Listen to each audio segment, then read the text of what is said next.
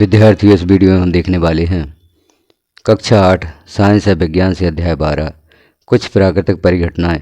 इस अध्याय के अभ्यास में दिए गए सभी प्रश्नों के उत्तर।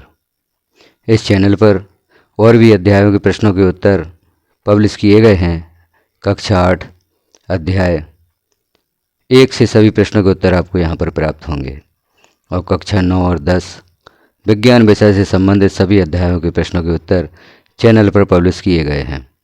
तो आप सभी अध्यायों के प्रश्नों के उत्तर देखना चाहते हैं तो चैनल को सब्सक्राइब कर लें और बेल आइकन को क्लिक कर ऑल पर प्रेस कर दें। यदि आप बेल आइकन पर प्रेस करते हैं, ऑल पर प्रेस करते हैं, तो आगे जो भी अध्यायों के प्रश्नों के उत्तर यहाँ पर पब्लिश किए जाएंगे और नोटिफिकेशन के रूप में आपको प्राप्त हो सकेंगे। तो यहाँ हम देखते हैं अध्याय 12 से कुछ प्राकृतिक परिघटनाएं। इस अध्याय के अभ्यास में जितने भी प्रश्न दिए गए हैं सभी प्रश्नों के उत्तर। तो देखते हैं हम अभ्यास का पहला प्रश्न। प्रश्न 1 तथा 2 में सही विकल्प का चयन कीजिए।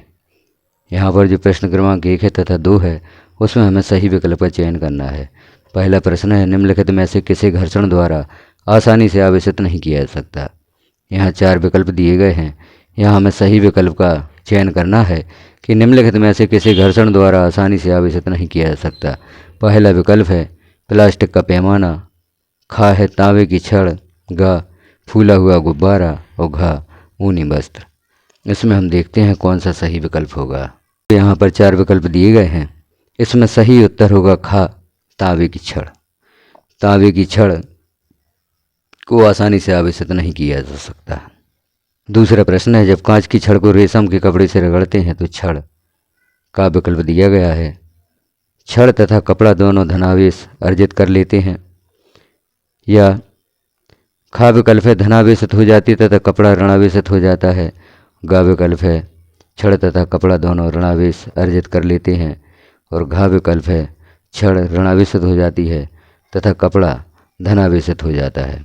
तो इन 4 विकल्प में से हमें सही विकल्प का चयन करना है। तो आगे हम देखते हैं सही विकल्प कौन सा होगा। इस प्रश्न के उत्तर में सही विकल्प होगा छड़ धनावेशित हो जाती है तथा कपड़ा ऋणावेशित हो जाता है।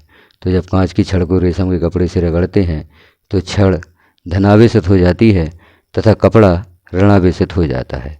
तो यहाँ हमने देखा प्रश्न 1 और 2 के प्रश्न का उत्तर। अब हम देखेंगे अगला प्रश्न। अगला प्रश्न है, निम्नलिखित कथनों के सामने सही के सामने टी तथा गलत के सामने एफ लिखिए। यहाँ जो वाक्य दिए गए हैं सही वाक्य या कथन के सामने हमें टी लिखना है और गलत कथन के सामने एफ लिखना है। तो हम देखते हैं पहला कथन, सजातीय आवेश एक दूसरे को आकर्षित करते हैं। क्योंकि सजातीय आवेश एक दूसरे को प्रतिकर्षित करते हैं तो यह कथन असत्य होगा। इसके सामने हम एफ लिखेंगे। खा कथन है, आवेशित कांच की छड़ आवेशित प्लास्टिक स्ट्रॉ को आकर्षित करती है। यह वाक्य सत्य है। आवेशित कांच की छड़ आवेशित प्लास्टिक स्ट्रॉ को आकर्षित करती है क्योंकि इन पर विजातीय आवेश होते हैं। गा कथन है, तड़ित चालक किसी भवन की तड़ित से सुरक्षा नहीं कर सकता। तड़ित चालक भवन की तड़ित से सुरक्षा के लिए ही लगाया जाता है। तो यह वाक्य असत्य होगा। इसके सामने हम एफ लिखेंगे। भूकंप की भविष्यवाणी की जा सकती है। यह वाक्य असत्य होगा और हम इसके सामने एफ लिखेंगे क्योंकि भूकंप की भविष्यवाणी नहीं की जा सकती। तो यह वाक्य असत्य है और इसके सामने हमने एफ लिखा। अध्याय का अगला प्रश्न है, सर्दियों में स्वेटर उतारते समय चट चट की ध्वनि सुनाई देती है। व्याख्या कीजिए। सर्दियों में जब हम स्वेटर उतारते हैं तो चट चट की ध्वनि क्यों सुनाई देती है, इसकी व्याख्या यहाँ पर की जानी है। तो इसका उत्तर होगा, स्वेटर उतारते समय यह त्वचा से रगड़ खाता है और आवेशित हो जाता है। आवेशों के इकट्ठे होने की वजह से चट चट की ध्वनि के साथ चिंगारी भी दिखाई देती है। तो हमने देखा प्रश्न 4 का उत्तर। अब हम देखेंगे अगला प्रश्न। प्रश्न क्रमांक 5 है, जब हम किसी आवेशित वस्तु को हाथ से छूते हैं तो वह अपना आवेश खो देती है। व्याख्या कीजिए। इसका उत्तर होगा, आवेशित वस्तु को छूने पर उसका आवेश हमारे शरीर में प्रवेश करते हुए पृथ्वी में चला जाता है। इस प्रकार वह वस्तु अनावेशित हो जाती है। किसी वस्तु के आवेश का इस प्रकार पृथ्वी में चले जाने की प्रक्रिया भूसंपर्कण कहलाता है। तो इस प्रश्न का उत्तर देखा। अब हम देखेंगे अगले प्रश्न का उत्तर। अगला प्रश्न है, उस पैमाने का नाम लिखिए जिस पर भूकंपों की विनाशी ऊर्जा मापी जाती है। इस पैमाने पर किसी भूकंप की माप 3 है। क्या इसे भूकंप लेखी या सीस्मोग्राफी से रिकॉर्ड किया जा सकेगा, क्या इससे अधिक हानि होगी? इस प्रश्न का उत्तर देखना है, तो आगे हम देखेंगे इस प्रश्न का उत्तर। भूकंप की विनाशकारी ऊर्जा को रिएक्टर पैमाने पर मापी जा सकती है। इस पैमाने पर यदि भूकंप की माप 3 हो तो इससे अधिक हानि नहीं होगी। भूकंप का रिकॉर्ड भूकंप लेखी या सीस्मोग्राफी से किया जाता है। तो हमने यहाँ पर देखा, यदि भूकंप की माप 3 हो तो इससे अधिक हानि नहीं होती, और भूकंप की विनाशकारी ऊर्जा को रिक्टर पैमाने पर मापा जाता है। भूकंप का रिकॉर्ड भूकंप लेखी या सीस्मोग्राफ से किया जाता है। प्रश्न क्रमांक 7, जो इस अध्याय का अगला प्रश्न है, यह प्रश्न हम देखेंगे यहाँ पर। तड़ित से अपनी सुरक्षा के 3 उपाय सुझाइए। तड़ित से आप अपनी सुरक्षा कैसे कर सकते हैं, इसके 3 उपाय यहाँ पर लिखना है। तो उत्तर होगा, तड़ित से अपनी सुरक्षा के 3 उपाय निम्नलिखित हैं। पहला उपाय है, यदि खुले क्षेत्र में हो तो ज़मीन पर सिमट कर बैठ जाना चाहिए। दूसरा उपाय है, तड़ित के समय मोबाइल का उपयोग नहीं करना चाहिए। और तीसरा उपाय है, धातु की चीज़ों एवं विद्युत तारों को नहीं छूना चाहिए। तड़ित से हम अपनी सुरक्षा इस प्रकार से कर सकते हैं। यहाँ पर हमने तड़ित से सुरक्षा के 3 उपाय देखे। अब हम देखेंगे अध्याय का अगला प्रश्न।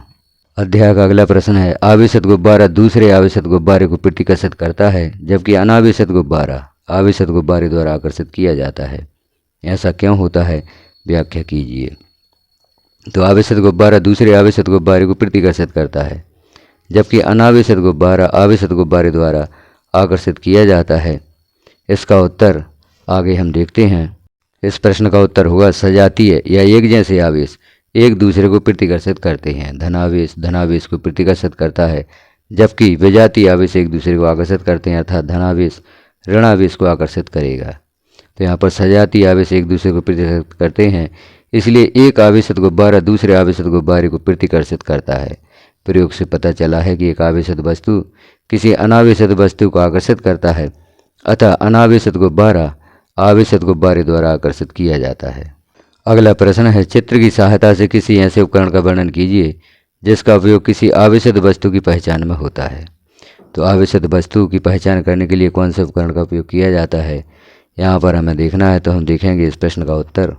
तो उत्तर होगा, किसी आवेशित वस्तु की पहचान के लिए विद्युतदर्शी का उपयोग किया जाता है। इस सरल विद्युतदर्शी में कांच की एक बोतल होती है, जिसमें चित्र के अनुसार एक छिद्र बनाकर धातु की एक पेपर क्लिप लगाई जाती है। जैसा हम चित्र में देख रहे हैं, इस प्रकार से यह सरल विद्युतदर्शी है। इसमें एक कांच की बोतल होगी, जिसमें चित्र के अनुसार एक छिद्र बनाकर धातु की एक पेपर स्लिप लगा देते हैं। एल्यूमिनियम की पन्नी की 2 पट्टी पेपर क्लिप पर लटकाई जाती हैं। आवेशित वस्तु को पेपर क्लिप की बाहरी सिरे को स्पर्श कराने पर एल्यूमिनियम की पट्टी एक दूसरे को प्रतिकर्षित करती है। इस प्रकार सरल विद्युतदर्शी द्वारा आवेशित वस्तु की पहचान की जाती है। तो जो सरल विद्युतदर्शी यहाँ पर हम देखा, इसके द्वारा आवेशित वस्तु की पहचान की जाती है। अध्याय का अगला प्रश्न है, भारत के उन 3 राज्यों या प्रदेशों की सूची बनाइए जहां भूकंपों के झटके अधिक संभावित हैं। तो इस प्रश्न का उत्तर होगा, भारत के 3 राज्य जहां भूकंप के अधिक झटके आते हैं वह हैं, पहला है राजस्थान, दूसरा कश्मीर और तीसरा कच्छ का रण जो गुजरात में है। तो इस प्रकार से हमने 3 राज्य देखे जहां भूकंप के अधिक झटके आते हैं। तो राजस्थान, कश्मीर, कच्छ का रण, यहाँ भूकंप के झटके अधिक आते हैं। अगला प्रश्न है, मान लीजिए आप घर से बाहर हैं तथा भूकंप के झटके लगते हैं, आप अपने बचाव के लिए क्या सावधानियां बरतेंगे।